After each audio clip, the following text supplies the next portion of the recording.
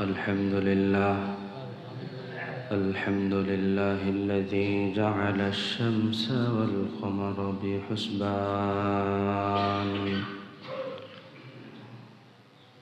والنجم والشجر يسجدان وفضل زمانا على زمان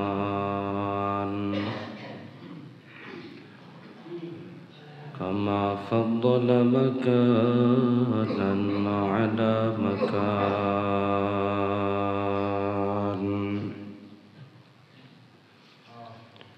وإنسانا على إنسان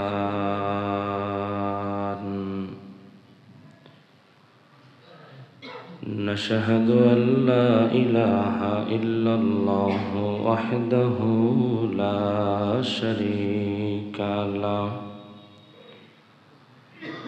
لا جد له ولا ند له ولا مثل له ونشهد أن سيدنا وسندنا وحبيبنا وطبيبنا ومولانا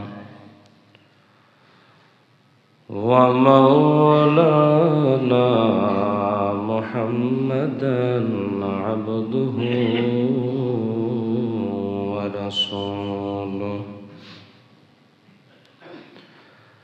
الذي أرسله بالحق بشيرا ونذيرا وداعيا إلى الله بإذنه وسراجا منيرا فقد قال الله تعالى في كلامه المجيد وفي فرقانه الحميد সকলে জবান ছেড়ে পড়ি আউযু বিল্লাহি মিনাশ শাইতানির রাজীম বিসমিল্লাহির রহমানির রহিম ইন্নাল্লাযীনা আমানু ওয়া আমিলুস সালিহাতি كانت لهم جنات الفردوس نزلا صدق الله العلي العظيم وصدق رسوله النبي الكريم ونحن على ذلك من الشاهدين والشاكرين والذاكرين الحمد لله رب العالمين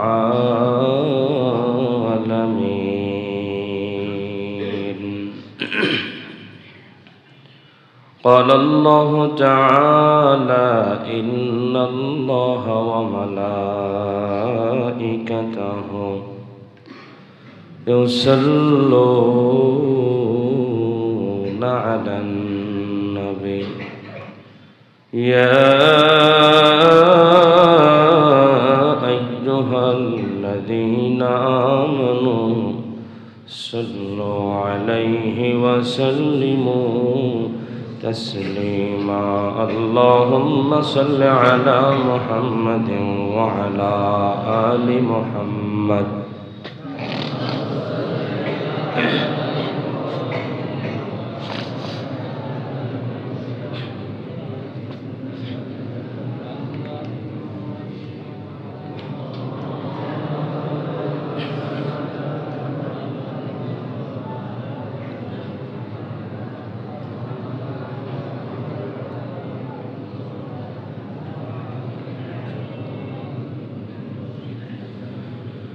محبت بلغ العلا بكماله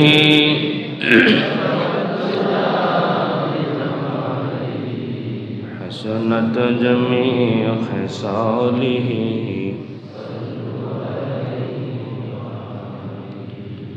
যেমন তুমি দিলে জমিন দিয়েছ তেমনি আসমান যেমন তুমি দিলে জমিন দিয়েছ তেমনি আসমান দিন কায়েমের জন্য তুমি দিয়েছ মোদের আল কোরআন বালা বিকামালিহি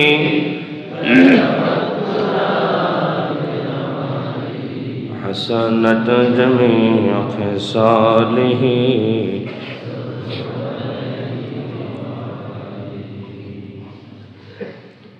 সম্মানিত মুসল্লিয়ানে কেরাম, মহান রব্বুল আলামিনের দরবারে শুকর আদায় করি যে মহান রব্বুল ইজ্জত আমাদেরকে দয়া করে মায়া করে আমাদের কল্যাণ কামনা করি। হাজার হাজার মানুষের মধ্যে হতে আমাদেরকে যাচাই বাছাই করি তার মহান হুকুম জুমার নামাজ আদায়ের উদ্দেশ্যে মসজিদে আসার বসার দিনই কথা বলার এবং শোনার মতো সুযোগ আমাদেরকে দান করলেন। সকলে শুকরিয়া তান দিল থেকে মহাব্বতে বলছি আলহামদুলিল্লাহ। নবীজির উপরে একবার মহাব্বতে দরুদ পাঠ করি সাল্লাল্লাহু আলাইহি ওয়াসাল্লাম। সম্মানিত হাজিরিন, আপনাদের সামনে কোরআনুল কারীম থেকে একটি আয়াতে কারিমা তেলাওয়াত করেছি। ইনশাআল্লাহ আয়াতকে সামনে রেখে কিছু কথা ইখলাসের নিয়তে আমলের নিয়তে আমাকে বলার আপনাদেরকে শোনার মালিক তৌফিক দান করেন বলি আমিন। আল্লাহ পাক রব্বুল আলামিন কোরআনুল কারীমের মধ্যে বলছেন ইন্নাল্লাযীনা আমানু, নিশ্চয়ই যারা ঈমান এনেছে, নিশ্চয়ই যারা ঈমান এনেছে। কোরআনুল কারীমের প্রত্যেকটা শব্দের মধ্যে অনেক কথা লুকানো থাকে। আমরা তরজমা যখন পড়ি তখন মনে হয় পড়লাম নিশ্চয়ই যারা ঈমান এনেছে, এটার মধ্যে আবার ব্যাখ্যা কি, ঈমান তো আনছে, কালিমা পড়ছে ঈমান আনছে। বিষয়টা এতটুকু নয়, ঈমান আনছেন। আপনি একটা জিনিস আনতে গেলে এক জায়গায় যাইতে হয়, ঠিক কিনা বলেন? তেল কিনতে হলে তেলের দোকানে যাইতে হয়। বেতন যদি আনতে চান চাকরি করার জন্য এক জায়গায় যাইতে হয়।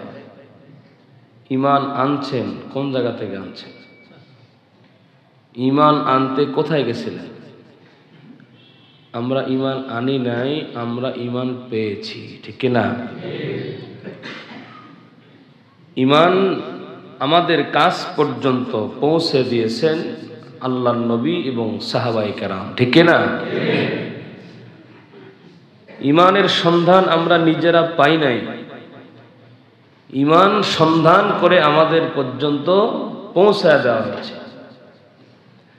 আর এটার কারণেই আমাদের ঈমানের প্রতি মহব্বত কম। কারণ আপনি যদি নিজে একটা জিনিস কষ্ট করে এক জায়গা থেকে হাসিল করেন, ওটার মূল্যায়নটা আপনার কাছে বেশি থাকবে। আর আপনি এমনি পেয়ে গেছেন, ওইটার প্রতি আপনার মহব্বত মূল্যায়ন কম থাকবে, এটা স্বাভাবিক নিয়ম। সাহাবায়ে কেরাম ঈমানের জন্য যুদ্ধ করেছেন, শুধুমাত্র ঈমান হেফাজতের জন্য জীবন দিয়েছেন, ঘর ছেড়েছেন, মাতৃভূমি ছেড়ে হিজরত করেছেন শুধুমাত্র ঈমানের জন্য। আপনাকে যদি আমি বলি আপনি ঈমান এনেছেন, ঈমানের জন্য আপনি কি ত্যাগ করেছেন? বলবেন যে আমি নামাজ ত্যাগ করেছি, আমি রোজা ছেড়েছি, আমি গুনাহ ধরেছি, এছাড়া তো কিছু নাই আমাদের। ঈমান আনার পরে যেগুলো আমাদের করণীয় ছিল, বরংস সেই করণীয়গুলো না করে সেগুলো পর্যন্ত আমরা কি করছি? ছেড়ে দিছি। আর সাহাবায়ে কেরাম শুধুমাত্র ঈমানের জন্য তাদের সর্বস্ব তারা ছেড়ে দিয়েছেন, সর্বহারা হয়েছেন, সব ছেড়েছেন, কিন্তু ঈমান হারা হয়নি। সুবহানাল্লাহ। মাঝে মধ্যে আমি উদাহরণ দিয়ে আমার শ্রোতাদেরকে কথা বোঝানোর চেষ্টা করি। মনে করেন আপনি জীবন যাপন করতেছেন, হঠাৎ করে একদিন খবর পাইলেন। কি খবর? যে হামিম গ্রুপের পাশে আপনার বাবার যে বাবা ছিল, অর্থাৎ 2 পুরুষ আগে, সেখানে তাদের 1 বিঘা সম্পত্তির সন্ধান পাওয়া গেছে। আপনি খুশি নেবে যান। এখন আপনার ভাগে ওখান থেকে 10 শতক জমি আপনি পাবেন। আপনি কিন্তু এতদিন জানতেনও না যে ওখানে আপনার কি আছে, জমির অংশ আছে। এখন 1 শতক জমির মূল্য ধরেন 50 লাখ টাকা, তাহলে 10 শতক জমির দাম কত হয়? 5 কোটি টাকা। এখন এটা আপনি 5 কোটি টাকা পাবেন, এই 2 দিন পরে আপনাকে 5 কোটি টাকা দেওয়া হলো। এখন আপনি এই টাকা কি করবেন? আপনার মাথায় কাজ করবে না। এখন বললো যে আমি একটা দোকান দেবো, এটা করবো, এটা করবো, ঘুমগান। এই টাকাটা খুব বেশি দিন এই লোকের কাছে থাকবে না। কথা কি ঠিক বলছি? খুব বেশি দিন থাকবে না, কারণ সে নিজে কষ্ট করে এই টাকা উপার্জন। আপনি সম্পদ গড়েছেন কষ্ট করে, আপনি আপনার সম্পদটাকে যতটুকু মহব্বত করবেন, আপনার সন্তান আপনার সম্পদ অর্থকে অত মহব্বত করবে না। কারণ এই টাকাটা, এই সম্পদটা কষ্ট করে অর্জন করেছেন আপনি, এই বিধায় আপনার এটা খরচ করতে কষ্ট হয়, ঠিক কি না? আর আপনার সন্তান তো এটা কষ্ট করার প্রয়োজন হয় নাই, আপনি কষ্ট করে তার হাতে দিয়েছেন, এই জন্য খরচ করতে তার মনে কষ্ট লাগে না। তার বন্ধুরে বাবা খাওয়াইতেও কষ্ট লাগে না, মদ খাওয়াইতেও কষ্ট লাগে না, গাঁজা খাওয়াইতেও কষ্ট লাগে না। কথা বলেন ঠিক কিনা? কিন্তু আপনি খাওয়াবেন না, আপনি তো চাও খাওয়াইতেন না। আমি কষ্ট করে এটা উপার্জন করেছি। কেন বললাম? সাহাবায়ে কেরাম তারা জীবন দিয়ে ইমানের মূল্য বুঝেছেন, জীবন দিয়ে ইমান কিনেছেন, জীবন দিয়ে ইমান এনেছেন। এই জন্য তাদের কাছে ইমানের মূল্য বেশি ছিল। আর আমরা ইমান বংশ সূত্রে পেয়েছি। কি সূত্রে? ওই যে বংশ সূত্রে জমির মালিকানা পাইছে, এই বংশ সূত্রে আমরা কি পেয়েছি? ইমান পেয়েছি। আমার বাবা মুসলমান ছিল, দাদা মুসলমান ছিল, আমার নানা মুসলমান, কারণ আমিও সেই সূত্রে কি মুসলমান। এইভাবেই চলছে। ইমানও চিনি নেই, মুসলমানও চিনি নেই, কিছুই চিনি নেই। চেনার দরকার আছে না নাই? চিনতে হবে, বুঝতে হবে, ইমানকে মূল্যায়ন করতে হবে। আমি মুমিন, আমার কি মূল্য আল্লাহর কাছে, দুনিয়ার কাছে। একজন মুমিনের কতটুকু মূল্য? নবী সাল্লাল্লাহু আলাইহি ওয়াসাল্লাম বলেন, যেই মানুষ একজন মুসলমানকে হত্যা করলো, সে সারা দুনিয়াকে ধ্বংস করে দিল। রাসূলের হাদিস। একজন মুসলমানের দাম আল্লাহর কাছে এত বেশি। আর আমরা আজকে কি দেখতে পাচ্ছি? মুসলমান মুসলমানকে হত্যা করছে, ঠিক কিনা বলে? বড় দুঃখ ও পরিতাপের বিষয়, এই বাংলাদেশে যত দল আছে সব দলের মধ্যেই সমস্যা ছিল, একমাত্র তাবলীগ জামাত ছাড়া। এদের মধ্যে কোনো কিছু ছিল না। এরা নিজেরটা খাইতো, নিজেরটা পড়তো, নিজের খেয়ে মানুষকে কালেমার দাওয়াত দিত। এদের মধ্যেও ডিভাইডেড তৈরি করা হয়েছে ষড়যন্ত্র করে। ইহুদি খ্রিস্টানেরা যখন দেখেছে এই তাবলীগ জামাতের মেহনতের কারণে ইউরোপ সহ বিশ্বের বিভিন্ন দেশের মধ্যে মানুষ ইসলামকে খুঁজে পেয়েছে, মানুষ ঈমান চিনেছে, মানুষ কালেমা পড়ে বিধর্মী থেকে মুসলমান হয়ে যাচ্ছে। তাবলীগ জামাতের এই কাজটা শুধু বাংলাদেশে নয়, এটা সারা বিশ্বে পরিচালনা হয়। যারা নিজেরটা খেয়ে নিজেরটা পড়ে মানুষদেরকে ঈমানের দিকে দাওয়াত দেয়, যারা মানুষকে আল্লাহর দিকে দাওয়াত দেয়।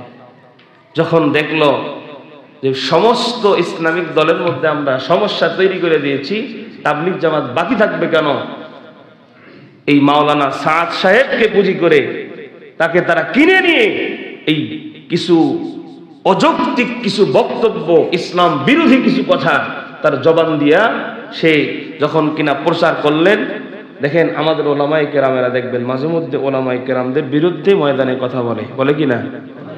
বলে কখন? যখন সে একটা ভুল বক্তব্য দেয়, সে যে কোনো মাসলাকের হোক, যে কোনো আলেম হোক, যদি সে একটা ভুল বক্তব্য দেয়, দেখবেন আরেক আলেম সাথে সাথে আরেক ময়দানে বলে যে উনি এটা কি বলেছেন, ভুল বলেছেন। কারণ ইসলাম এমন একটা ধর্মের নাম, ইসলাম এমন একটা জিনিসের নাম যে আমার বাবাও যদি ভুল করে, আমি আবু রাবি সিদ্দিকী সেটাকে আমি সমর্থন করব না। এটার নামই তো ইসলাম, এটার নাম হলো ইসলাম। ইসলাম ইসলামের গতিতে চলবে। কেউ মন করে একটা বক্তব্য দিবে, সে আমার দলের বলে সেটা এখানে সহি হয়ে যাবে, সে এটা সহি বলে চালিয়ে দিবে, আর আমি সেটা গ্রহণ করব। ইসলাম এই ধর্মের নাম নয়, ঠিক কিনা বলেন? তিনি অনেকগুলো অযৌক্তিক বক্তব্য দিয়েছিলেন, সবগুলো আমি বলবো না, তার মধ্যে দুই একটা বলছি। উনি বলেছিলেন ইমামতি করে টাকা নেওয়া, মাদ্রাসায় পড়ায়া টাকা নেওয়া, এটা ব্যবসার উপার্জনের চাইতে বেশি জঘন্য। এরকম ভাবে উদ্ভট অনেক বক্তব্য যেগুলো জবান দিয়ে বলা যায় না। উনি কোরআনের তাফসীর করতে গিয়ে বলছেন যে মুফাসসিরিনে কেরাম এই আয়াতের তাফসীর এভাবে করেছেন, অমুক এইভাবে করেছেন, আমি আমার মতো এইভাবে করছি।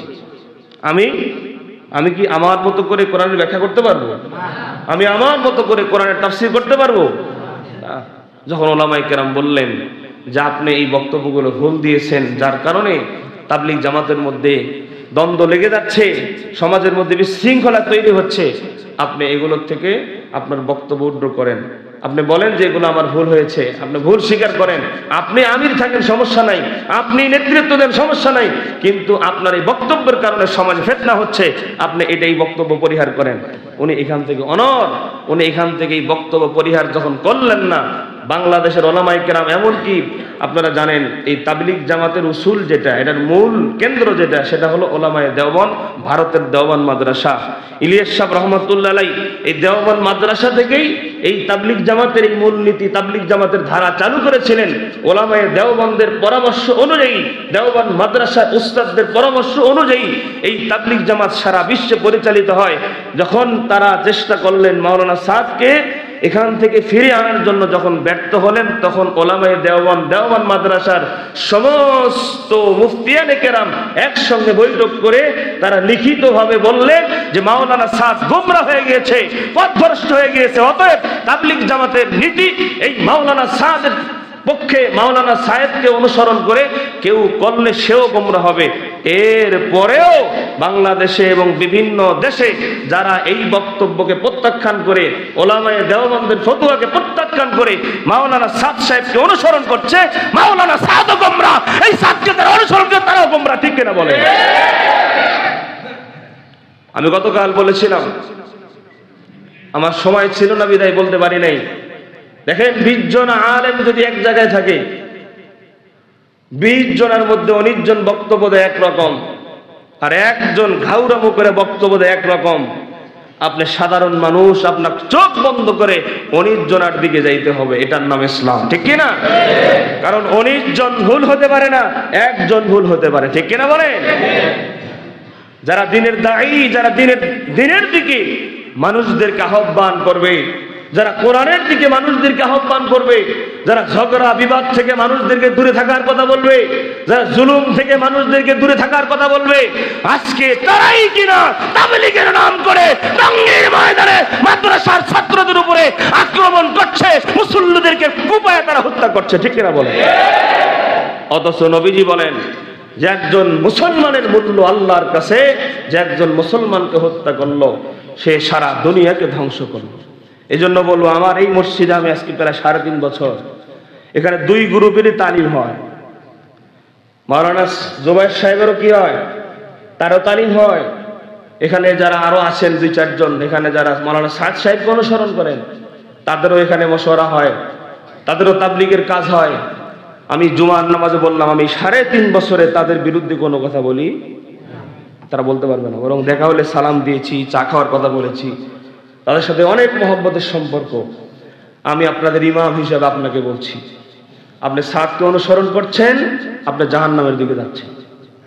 অতএব ভাই, আপনাকে অনুরোধ করছি, ফিরে আসেন, সময় আছে, ফিরে আসেন, এখনো সময় আছে। এই যে মুয়াজ নূর এ হলো একটা চরম পর্যায়ের মিথ্যাবাদী, চরম পর্যায়ের মিথ্যু। সাংবাদিকদের সামনে এমন ভাবে মিথ্যা কথা বলে, শয়তান ওদেরকে লজ্জা হয়। ওকে গতকাল গ্রেফতার করেছে। যাদের নেতৃত্বে এই তাবলিগ জামাতের ইজতেমার ময়দানে হামলা হয়েছে, আমার কয়েকজন ভাইকে শহীদ করা হয়েছে, হাসপাতালে যারা ভর্তি, প্রত্যেকটার বিরুদ্ধে মামলা করা হয়েছে। সবগুলোকে দ্রুত আইনের আওতায় এনে হত্যাকারীদেরকে ফাঁসির কাস্টে ঝুলিয়ে মারা হবে ইনশাআল্লাহ। কারণ যারা ফাসাদ সৃষ্টি করে, যারা মানুষ হত্যা করে, এদেরকে ইসলাম কখনো ছাড় দেয় না। কথায় কথায় শুধু ফেসিবাদের লিঙ্ক চলে আসে। এই ফেসিবাদ সরকার, আওয়ামী লীগ চিনখান থেকে বারবার গুলি চালছেন। কয়েকদিন আগে ইসকনকে কেন্দ্র করে বাংলাদেশে হিন্দু মুসলিমদের মধ্যে একটা দাঙ্গা লাগানোর চেষ্টা করেছিল, ঠিক কিনা বলেন? যখন ব্যর্থ হলেন, এবার আবার নতুন করে সামনে একটা বিশ্ব ইজতেমা। বিশ্ব ইজতেমা মানে কি? সারা বিশ্বের মানুষ এখানে জমায়েত হয়, এটাকে বলে বিশ্ব ইজতেমা। অনেকে বলে যে হুজুর বিশ্ব ইজতেমা মানে দ্বিতীয় হজ। না, এগুলো ভুল কথা, এগুলো কেউ বলবেন না। বিশ্ব ইজতেমা মানে বিশ্বের সকল মানুষ জমায়েত যেখানে হয় সেটাকে বিশ্ব ইজতেমা বলা হয়। এটা একটা দিনের কাজ, মাহফিলের মতো, নসিহত বয়ানের মজলিস। এটাকে হজের সাথে, মদিনার সাথে, মক্কার সাথে তুলনা করা যাবে না। এটা একটা ভালো কাজ, ভালো জায়গায় হয়। এখন তারা কি করলেন যে ওই দেখেন 18 সালে একটা গন্ডগোল লেগেছিল, 16 সালে যে গন্ডগোলটা হলো, ওই সময় এই যে ওসামা আওয়ামী লীগের কেন্দ্রীয় কমিটির একজন সদস্য ছিলেন, এই সাদের অনুসারী, যার কারণে ওই সময় কতগুলো মানুষকে তারা মেরেছিল অতর্কিতভাবে হামলা করে। প্রত্যেককে ওরা দেখেন, আমরা এখানে মুসল্লি যারা আছি, কে কোন গ্রুপের, এটা মারামারি লেগে বোঝা যাবে, কে কারে মারবে কোনো হদিস থাকবে না। ওরা কি করলো, ওরা আগেই থেকে প্ল্যান করছে। জামিয়া ইকরা মাদ্রাসা, আমি ওই মাদ্রাসার ছাত্র ছিলাম এক সময়, জামিয়া ইকরা বাংলাদেশ রামপুরা ফরিদউদ্দিন মাসুদ সাহেবের যে মাদ্রাসা, ওই মাদ্রাসায় রাত্রি যাপন করে তারা বুদ্ধি করলেন কি, প্রত্যেকের এই বাহুর মধ্যে তারা সকলেই এক কালারের কাপড় বাঁধছে, কাপড় বেঁধে তারা মারামারি করার জন্য ইচ্ছা করে। ওরা গেছেই কি করতে, মারামারি করতে, যাতে আমরা আমাদের গ্রুপে চিনতে পারি, আমরা আমাদের গ্রুপকে চিনবো। যারা বাহুর মধ্যে কাপড় বাঁধা থাকবে ওরা হলো আমাদের গ্রুপের, আর বাকিগুলোর সব কোপা। এটার নাম ইসলাম। আল্লাহ আমাদের ভাইকে বুঝ দান করেন, জোরে বলেন আমিন। আল্লাহ তাআলা হেদায়েতের রাস্তায় চলার তৌফিক দান করুন, জোরে বলেন আমিন। ভাই, অন্ধ ভক্ত হওয়া যাবে না, অন্ধ ভক্ত হওয়া যাবে না। আপনি তো বিবেকবান, আপনার তো বিবেক আছে, আপনার মানুষ সত্যবোধ আছে। আল্লাহ তো বিবেক ছাড়া আপনাকে দুনিয়ায় পাঠায় নাই। এত মানুষ বুঝলে আপনি বুঝেন না কেন? এত মানুষ বুঝলে আপনি বুঝেন না কেন? মানুষ তো ভুল করতে পারে। মাওলানা সাদ, সে তো ভুলের ঊর্ধ্বে নয়, সে তো ভুল করতে পারে। আবু জেহেল, এই শয়তানের নাম ছিল কি আগে? আবু জেহেলের নাম ছিল কি? আবুল আহকাম, জ্ঞানীদের পিতা, জ্ঞানীদের পিতা। সে এত জ্ঞান রাখতো, কিন্তু এত জ্ঞানী হওয়া সত্ত্বেও সব বোঝে, কিন্তু ইসলাম বোঝে না। সব বুঝে, ইসলাম বোঝে না। তখন ওর নাম হয়ে গেল আবু জেহেল, মূর্খের পিতা। তা আপনি এত বুঝেন, আপনার তো বিবেক আছে, আপনি মানুষদেরকে দিনের দিকে ডাকেন, আপনি নিজেই দিন বুঝলেন না কেন ভাই? আমি লক্ষ্য করে দেখেছি, আমি মালিবাগে যখন ছিলাম ওখানেও দেখেছি যে ওখানে যেই কজন তাবলিগের সাথী কিছু আছে, তাবলিগের সাথী ভাই কিছু, যে ওরা এক চিল্লা দিয়ে এসে ইমাম সাহেবকেও আর গনে না, মানে ইমাম সাহেবের থেকে বড় হুজুর হয়ে যায়, এরকম আছে না কিছু? মানে ওর এমন ভাবসাব, এমন চলাফেরা, মানে ওই এলাকার মুফতি সাহেব, অত সারা জীবন গাঞ্জা খাইছে, সারা জীবন ইয়েবার ট্যাবলেট বেচছে, এখন বিশাল বড় এমন ভাবে চলে, মানে ওই এলাকার কাউরেও আর হিসাবই করে না, এত বড় হুজুর হয়ে গেছে। নিজে নিজে ফতুয়া দেয়, নিজে নিজে মাসালা দেয়, মুই কি হলু রে। এই 2-4 জন যেগুলো ইমাম সাহেবের সাথে বেয়াদবি করতো, মুয়াজ্জিনের সাথে বেয়াদবি করতো, আমি অধিকাংশ খোঁজ করে দেখেছি এগুলোই মাওলানা সাদ সাহেবকে অনুসরণ করে। কারণ ওরা তো ইমামকে মানে না। আরে ভাই, আপনি আমার পিছনে নামাজ পড়েন, আমার ফতুয়া মানেন না, আপনি আমার পিছনে নামাজ পড়েন কেন? না, আমাকে ইমাম মানেন না আপনি। না আমার বক্তব্যই মানে না, তা আমার পিছনে নামাজ পড়ে নামাজ হবে? আপনাকে ইমামকে ফলো করতে হবে, ইমামকে অনুসরণ করতে হবে, ইমামকে গ্রহণ করতে হবে। আপনি আমার গ্রহণ করলেন না, তা আমার পিছনে নামাজ পড়লে কি হবে? আপনার বিরুদ্ধে আপনি চিন্তা করেন, আপনি যার পিছনে নামাজ পড়তেছেন, যার উপরে যাকে ইমাম মানতেছেন, ইকতার দায়িত্ব দিয়ে যান ইমাম, আমি এই ইমামকে ইমাম মেনে নিয়ে আমি তার পিছনে ইকতাদা করলাম। ইমাম যেদিকে আমিও সেদিকে, আমি তো বাহিরে যেদিকে, আপনি তো সেদিকে নাই। আমি ইসলাম যেটা বুঝি আপনি সেটা বুঝেন না। বুঝেন, একটু বিবেককে একটু চিন্তা করেন, বালিশের সাথে মাথা লাগায় চিন্তা করেন। আমার ঠেকা পড়ে নেই ভাই আপনাকে এগুলো বুঝানো, আমি আপনার ভালোর জন্য বলছি, আপনার ভালোর জন্য। 3 বছর 3.5 বছর আপনারা আমাকে মহব্বত করছেন, এখন হয়তো আমার বিরুদ্ধে লাগবেন, আমার দোষ খোঁজা শুরু করবেন যে হুজুর আমাদের বিপক্ষে আছে, এর তাড়াতাড়ি তাড়েন, হয়তো এগুলো করবেন। এগুলো করে লাভ নাই, এগুলো করে কোনো ফায়দা হবে না। আপনি বুঝেন, আপনার হেদায়েতের জন্য বলছি, আপনি ভালো রাস্তায় আসেন, ভালো পথে চলেন, আপনার দুনিয়াতেও শান্তি পাবেন, মরার পরও শান্তি পাবেন। ঠিক না বলেন? আমি কয়েক জুম্মায় বলেছি যে এখানে যখন বসছি, যেটা সঠিক আমার দৃষ্টিতে কোরআন হাদিসের আয়না দিয়ে যেটা দেখবো, যেটা সত্য সেটাকে সত্য বলবো, যেটা মিথ্যা ওটাকে মিথ্যা বলবো। আপনি আমার উপর রাগ করলে করতে পারেন, গোসা হলে হতে পারে, যা মনে চায় করতে পারেন, আল্লাহ আমার সাথে আছেন। ঠিক না? হককে হক বলা, রাতকে রাত বলা, দিনকে দিন বলা, এটাই হলো মুমিনের চির সত্য জিনিস। ঠিক কিনা বলেন? এজন্য ভাই এখনো সময় আছে, চলে আসেন হেদায়েতের রাস্তায়, ইমানের রাস্তায়। আল্লাহ আমাদেরকে ইমান বোঝার তৌফিক দান করেন, জোরে বলেন আমিন। আল্লাহ পাক রব্বুল আলামিন বলেন, ইন্নাল্লাযীনা আমানু, নিশ্চয়ই যারা ঈমান এনেছে। আমরা ঈমান আনতে কোথাও যাই নাই। সাহাবায়ে কেরাম যুদ্ধের ময়দানে জীবন দিয়েছেন ঈমানের জন্য। তো আমাদেরকে যেহেতু আমরা এমনি পেয়েছি, বংশসূত্রে মুসলমান, এই ঈমানকে যদি মূল্যায়ন না করি তাহলে আমরা ক্ষতিগ্রস্ত হব। ঠিক কিনা বলেন? আপনি যদি বংশসূত্রে কিছু সম্পদ পান, আর এই সম্পদ পাওয়ার পরে যদি আপনি 2-4 বছর হাত খুলে খরচ করেন, এই টাকা শেষ হওয়ার পরে আপনি ক্ষতিগ্রস্ত হবেন। আমরা চলাফেরায় বাধা আসবে, কারণ মানুষ যখন একভাবে চলতে অভ্যস্ত হয় সে আর পিছনে আসতে পারে না। একজন মানুষের 20,000 টাকা ইনকাম, সে ওই 20,000 টাকা দিয়ে তার সংসার চালাতে পারে। এক সময় তার 70,000 টাকা ইনকাম, তার 70,000 টাকাই লাগে। 1 লাখ টাকা ইনকাম, 1 লাখ টাকাই লাগে তার লাগে। তো হঠাৎ করে সে যদি 20,000 টাকা দেন, 1 লাখ টাকা মাসে খরচ করে অভ্যস্ত, 20,000 টাকায় সে সংসার চালাতে হিমশিম খাবে, সে পারবে না।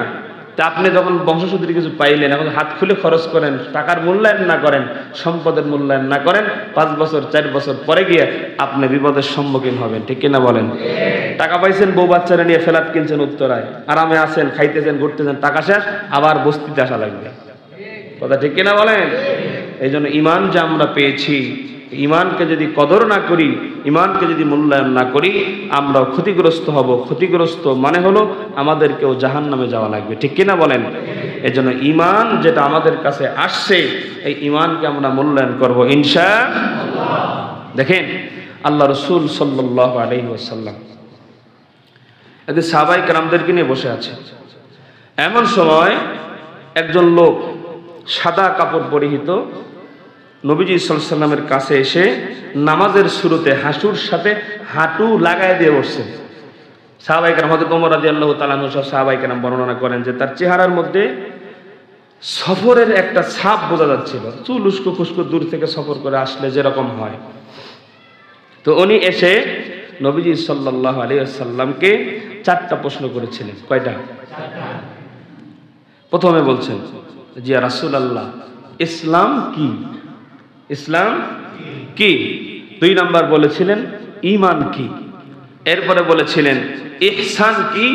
এরপরে 4 নাম্বার বলেছিলেন যে কিয়ামত কবে হবে। প্রশ্ন কয়টা? 4টা। দেখেন নবীজি সাল্লাল্লাহু আলাইহি ওয়াসাল্লাম উত্তর দিলেন 5 জিনিসের সমন্বয়ে ইসলাম। কয় জিনিস? 5 জিনিসের সমন্বয়ে ইসলাম। আল্লাহ রাসূল সাল্লাল্লাহু আলাইহি ওয়াসাল্লাম বলেন, আগন্তুক যিনি আসছেন তাকে বলেন, 1 নাম্বার হলো এই সাক্ষ্য দেওয়া যে আল্লাহ ছাড়া কোনো মাবুদ নাই। দুনিয়ার মুসলমান ইমানদার আল্লাহর গোলামেরা, আল্লাহ নবী এবার আগন্তুক ব্যক্তি মুসাফির ব্যক্তিকে বলেন, এক নম্বর হলো আল্লাহ আছে, আল্লাহ ছাড়া কোনো ইলাহ নাই, এই সাক্ষ্য দেওয়া লাগবে। দুই নম্বর হলো নামাজ কায়েম করা লাগবে। তিন নম্বর হলো যদি যাকাত ফরজ হয় যাকাত দেওয়া লাগবে। চার নম্বর রোজা, রমজান মাসে 30 রোজা, রমজান মাসের রোজা ফরজ, এটা আদায় করা লাগবে। আর 5 নম্বর হলো হজের সামর্থ্য যদি থাকে হজ করা লাগবে। আল্লাহর নবী সাহাবায়ে কেরামদের সামনে যখন আগন্তুক মুসাফির ব্যক্তিকে জানায়া দিল এই 5 জিনিসের সমন্বয় হলো ইসলাম, তখন মুসাফির বললেন যে আপনি সঠিক বলেছেন। কি বলে? আপনি সঠিক বলেছেন, তার মানে কি ও ব্যক্তি আগে থেকেই জানে। দুনিয়ার মুসলমান বাবাজিরা আমার, প্রশ্নকারী প্রশ্নের জবাব পাওয়ার পরে আবার বলেন আপনি ঠিক বলছেন। এবার বলেন 2 নম্বর প্রশ্ন হলো, বলেন ঈমান কি? দুনিয়ার মুসলমান বাবাজিরা আমার, নবীজি সাল্লাল্লাহু আলাইহি ওয়াসাল্লাম বলেন 5 জিনিসের সমন্বয় হলো ঈমান। জোরে বলেন সুবহানাল্লাহ। আগের প্রশ্নের জবাবে নবীজি বলেন 5 জিনিসের সমন্বয় ইসলাম।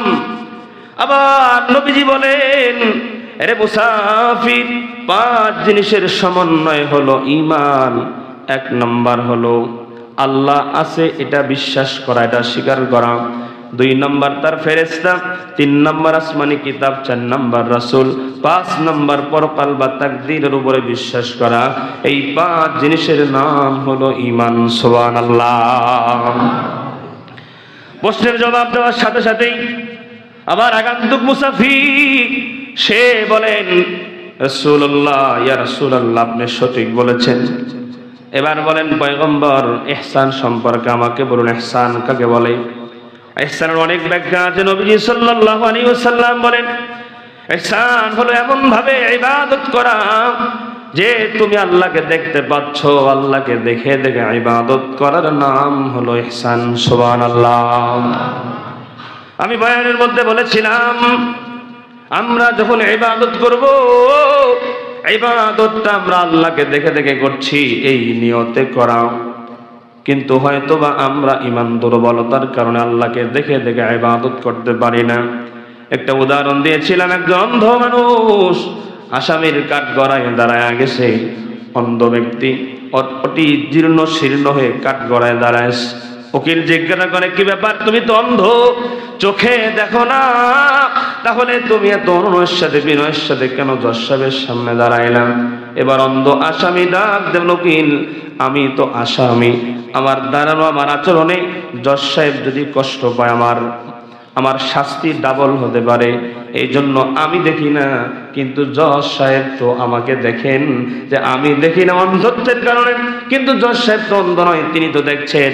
ইহসানের ব্যাখ্যায় মুফাসসিরিনে কেরাম, ইন্নাল্লাহা ইয়া'মুরু বিল আদলি ওয়াল ইহসান, ওই ইহসানের ব্যাখ্যায় মুফাসসিরিনে কেরাম বলেন, ইহসানের যতগুলো ব্যাখ্যা করেছেন এর একটা ব্যাখ্যা হলো, আমি যখন ইবাদত করব আল্লাহকে দেখে দেখে ইবাদত করব, কিন্তু আমি যদি দেখতে না পারি কমপক্ষে এই চিন্তা অন্তরের মধ্যে আনবো, আমি দেখতে পারি না ঈমান দুর্বলতার কারণে, কিন্তু আমার আল্লাহ তো আমাকে দেখেন। সুবহানাল্লাহ।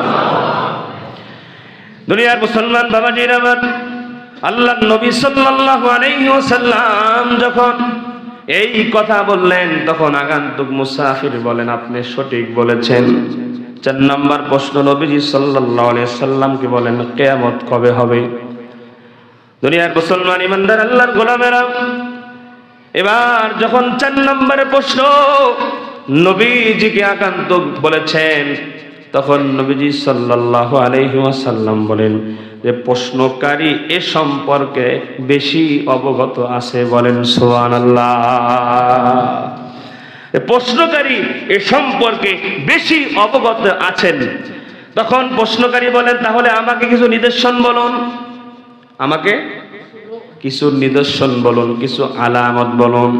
নবীজি সাল্লাল্লাহু আলাইহি ওয়াসাল্লাম কয়েকটা আলামত বললেন। তার মধ্যে 1 নম্বর হলো, এমন একটা জামান আসবে দাসী তার মনিবকে প্রসব করবে। দাসী তার মনিবকে প্রসব করবে মানে হলো, দুনিয়ার মুসলমান ইমানদার আল্লাহর গোলাম মানুষ তাফসীর মুফাসসিরিন কেরাম এটার অনেকগুলো ব্যাখ্যা করেছেন।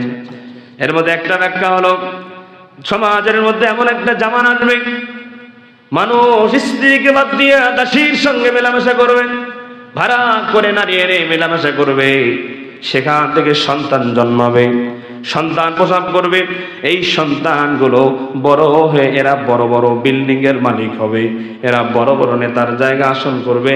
নবীজি সাল্লাল্লাহু আলাইহি ওয়াসাল্লাম এক নম্বর আলামত বলেন, দাসী তার মনিবকে প্রসব করবে, অর্থাৎ দাসী যেই সন্তান জন্ম দিবে এই সন্তান বড় হয়ে আবার মনিব হবে। এটা একটা আলামত বললেন। দুই নম্বর, নবীজি সাল্লাল্লাহু আলাইহি ওয়াসাল্লাম বলেন, যাদের পায়ে এক সময় জুতা ছিল না, কি ছিল না? কে বলতেছেন? নবীজি বলেন, যাদের পায়ে এক সময় জুতা ছিল না, যাদের গায়ে এক সময় জামা ছিল না, পরবর্তী সময়ে তারা বড় বড় প্রাসাদের মালিক হবে, পরবর্তী সময়ে বড় অট্টালিকার মালিক হবে, পরবর্তী সময়ে এই মানুষগুলো সমাজের নেতৃত্ব দিবে। এমন একটা জামানা যখন আসবে তখনই কিয়ামতের আলামতগুলো প্রকাশ পাবে। এই কথা নবী সাল্লাল্লাহু আলাইহি ওয়াসাল্লাম বলার পরে আগন্তুক মুসাফির ব্যক্তি সেখান থেকে চলে গেলেন। এবার হযরত ওমর রাদিয়াল্লাহু তাআলা আনহু সাহাবায়ে কেরাম জিজ্ঞাসা করেন, ইয়া রাসূলুল্লাহ, ইয়া হাবিবাল্লাহ, পয়গম্বর, এই মুসাফির ব্যক্তি আপনাকে ইসলাম সম্পর্কে জানতে চাইলেন, আপনি বললেন। উত্তর দেওয়ার পরে সে আবার বললেন, আপনি সঠিক বলেছেন। সে ঈমান সম্পর্কে জানতে চাইলেন, আপনি ঈমান সম্পর্কে জবাব দিলেন। জবাব দেওয়ার পরে সে আবার বললেন, আপনি সঠিক বলেছেন। আপনার বক্তব্যকে সত্যায়ন সে করলেন। এরপরে সে যখন ইহসান সম্পর্কে জানতে চাইলেন, আপনি ইহসান সম্পর্কে বললেন, সে আপনার বক্তব্যকে সত্যায়ন করলেন। এরপরে কিয়ামত সম্পর্কে যখন জিজ্ঞাসা করলেন তখন আপনি উত্তর না দিয়া আপনি তখন বললেন যে প্রশ্নকারী ব্যক্তি উত্তর দানকারী থেকে এ সম্পর্কে বেশি অবগত। তখন সে আপনার কাছে কিছু আলামত জানতে চাইল, আপনি দুটি তিনটে আলামত বললেন, কিন্তু আমি তো হতভম্ব হয়ে গেলাম, আমরা আশ্চর্যান্বিত হয়ে গেলাম। আপনার কাছে প্রশ্ন জানতে চাইলেন, জবাব দিলেন, সে জবাব পাওয়ার পরে আবার আপনার বক্তব্যকে সত্যতা প্রমাণ করলেন, সত্যায়ন করলেন। আমরা তো এরকম দৃশ্য জীবনে কখনো দেখি নাই। আল্লাহ নবী সাল্লাল্লাহু আলাইহি ওয়াসাল্লাম বলেন, সাহাবায়ে কেরাম শোনো, যেই ব্যক্তি আমার কাছে এসে প্রশ্ন করেছিলেন ও তো দুনিয়ার কোনো মানুষ নয়, আমাকে দ্বীন শেখানোর জন্য, আমাকে ইসলাম শেখানোর জন্য, আমাকে ঈমান শেখানোর জন্য, আমাকে কিয়ামত সম্পর্কে ধারণা দেওয়ার জন্য আমার কাছে আল্লাহ পাক রব্বুল আলামিন জিবরাইলকে পাঠিয়ে দিয়েছিলেন। এখন পর্যন্ত আমার কাছে যিনি ছিলেন, আমাকে প্রশ্ন করেছেন, জবাব শুনে শুনে আমার জবাবগুলো ঠিক আছে বলে যিনি সত্যায়ন করেছেন, উনি আর কেউ নয়, আল্লাহর প্রেরিত ফেরেশতা হযরত জিবরাইল আলাইহিস সালাম। এই হাদিসটা একটা প্রসিদ্ধ হাদিস, যে হাদিসকে বলা হয় হাদিসে জিবরাইল। এই কয়েকটা কথা, এটার নাম হলো ঈমান। ঈমান পাঁচটা জিনিসের সমন্বয় হয়, ইসলাম পাঁচটা জিনিসের সমন্বয় হয়। এখন আপনি যদি মুসলমান দাবি করেন, পাঁচ জিনিস মানা লাগবে। বলেন কয় জিনিস? আপনি যে দাবি করতেছেন যে আপনি মুসলমান, কিন্তু আল্লাহর নবী বলতেছেন পাঁচ জিনিসের সমন্বয় ইসলাম হয়। ইসলাম যে মানে সেই তো মুসলমান, ঠিক কি না? পাঁচ জিনিসের সমন্বয় ঈমান, পাঁচ জিনিসকে যে গ্রহণ করবে সেই হলো ঈমানদার। যে ইসলাম মানে সেই তো ঈমানদার, ঠিক কি না বলেন? আর আমি যদি নিজেকে ঈমানদার মুসলমান দাবি করতে চাই, আমাকে এই পাঁচটা 10টা জিনিস নিজের ভিতরে আনার দরকার আছে না নাই? এক নাম্বার, আল্লাহ ছাড়া কোনো মাবুদ নাই, এটা আমরা সবাই বিশ্বাস করি, ঠিক কিনা বলেন? নামাজ পড়তে হবে, সবাই বিশ্বাস করি, ঠিক কিনা? কিন্তু খালি হুজুর পড়ি না, ঠিক কিনা? কিন্তু পড়ার দরকার আছে কিনা বলেন? শুধু জুমার দিনে কয়বার? 5 ওয়াক্ত নামাজ পড়তে অনেক সময় লাগে না। আপনি যেখানে থাকেন, যে অবস্থাতেই থাকেন, 5 ওয়াক্ত নামাজ পড়বেন ইনশাআল্লাহ। আমাদের সবাইকে 5 ওয়াক্ত নামাজ পড়ার তৌফিক দান করেন, জোরে বলেন আমিন। ভাই, দুনিয়ায় কয়দিন বলেন? কয়দিন থাকবেন বলেন? আপনি বলেন যে হুজুর আমি আরো 20 বছর থাকবো, বলতে পারবেন? তাহলে কিসের পিছনে ছুটছেন? আমি মাঝে মধ্যে বলে থাকি, আপনি তো দুনিয়ার পিছনে ছুটতেছেন কেন? হয় সন্তানকে ভালো স্কুলে পড়াবেন, কি এটাই তো কামাই করতেছেন বেশি বেশি কেন? সন্তান বড় হচ্ছে, ওরে ভালো স্কুলে পড়াতে হবে। বিবিকে এখন যে বাসায় রাখছি আর একটু ভালো বাসায় রাখতে হবে। নিজের ফিকির পুরুষেরা করে না, কথা বল না কেন? পুরুষ মানুষ এমন একটা গোষ্ঠীর নাম, পুরুষ মানুষ এমন একটা বস্তুর নাম যে নিজের ফিকিরের থেকে বিবি বাচ্চার ফিকির বেশি করে। অধিকাংশ, দুই একজন উল্টাপাল্টা থাকতে পারে, ওটা হিসাবের বাহিরে, যে বিবি বাচ্চার খোঁজ খবর নেয় না, নিজে যা মন চায় তাই করে, এগুলো থাকবেই কিছু। কিন্তু বেশিরভাগ ক্ষেত্রে পুরুষ মানুষ নিজের চিন্তা না করে তার পরিবারের চিন্তা করে, ঠিক কিনা বলে? যে আপনি যেই পরিবারের জন্য কামাই করতেছেন, চাকরি করতেছেন, নামাজ ছাড়তেছেন, নামাজ পড়ার টাইম নাই, যার জন্য করতেছেন তাকে গিয়ে বললেন, তো তাকে গিয়ে বললেন যে বিবি তোমাকে সুখে রাখার জন্য আমি একটু সুদে টাকা লাগাইছি। বললেন যে তোমাকে আমি একটা বাড়ি দেব, সন্তানকে 3 তলা একটা বাড়ি বানায় দেব, তো যে টাকা আছে এটাতে তো হচ্ছে না, তো একটু সুদে টাকা লাগালাম, এটা তো কোনো লস নাই, মাসে মাসে খালি বাড়তেই থাকবে, বাড়তেই থাকবে। কিন্তু ওর পোলার যে কিডনি নষ্ট হবে ওটা কিন্তু ও জানে না, কথা হয় না? শুনেন, হারামে কখনো উন্নতি হয় না। হারামে কি হয় না? দেখা যায় যে বিশাল উন্নতি, দেখা যায় বিশাল উন্নতি। দেখবেন যে খুব ভালো চলতে চলতে দেখবেন হার্টের মধ্যে স্ট্রোক করছে, হার্ট ব্লক, ডাক্তারের কাছে 20 লাখ লাগবে। কয় লাখ? সুদ খাইছে এ যাবত 10 লাখ, 10 লাখ আর দণ্ডি লাগছে, ঠিক না? বাচ্চা একটা হয়েছে প্রতিবন্ধী, একটা হয়েছে চোখ নাই, বউ আছে কথা শোনে না, নানান দিক দিয়া পেরেশানি আল্লাহ পাক করে ধরায় দেয়, কথা বল, ঠিক না?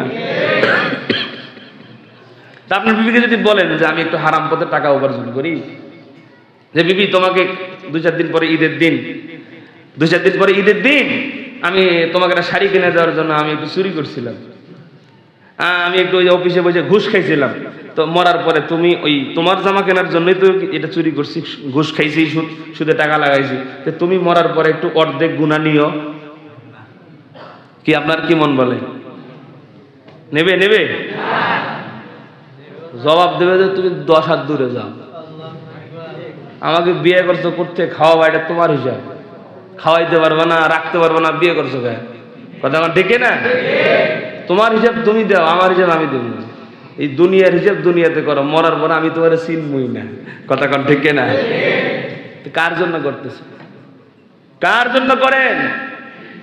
আল্লাহ এই কথা কোরআনে বলছেন, আমরা কবে বুঝবো বলেন? আল্লাহ পাক বলছিলাম রহমানের বান্দার 12 গুণ, 12 নম্বর গুণ হলো যখন বান্দার সামনে কোরআন আয়াত পড়া হয় সে ওই আয়াতকে নিয়ে চিন্তা করবে, ওই বয়ান নিয়ে চিন্তা করবে।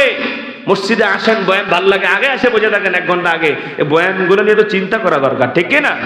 আল্লাহ বলছেন ইয়া আইয়ুহাল্লাযীনা আমানু কু আনফুসাকুম, হে ঈমানদারেরা আগে নিজে বাঁচো, আগে নিজে বাঁচো, নিজে নিজে। আল্লাহ বলেন আগে আহলকে বাঁচাও, কু আনফুসাকুম, আগে নিজে বাঁচো, এরপরে ওয়াহলিকুম, এরপরে পরিবার বাঁচাও। নিজেই যদি না বাঁচেন পরিবার বাঁচাবেন কোথা থেকে? আল্লাহ পাক আমাদেরকে বুঝ দান করেন, জোরে বলেন আমিন। নামাজ 5 ওয়াক্ত পড়ার তৌফিক দান করেন, জোরে বলেন আমিন। যা আলোচনা হয়েছে মালিক আমাদেরকে বোঝার তৌফিক দান করেন।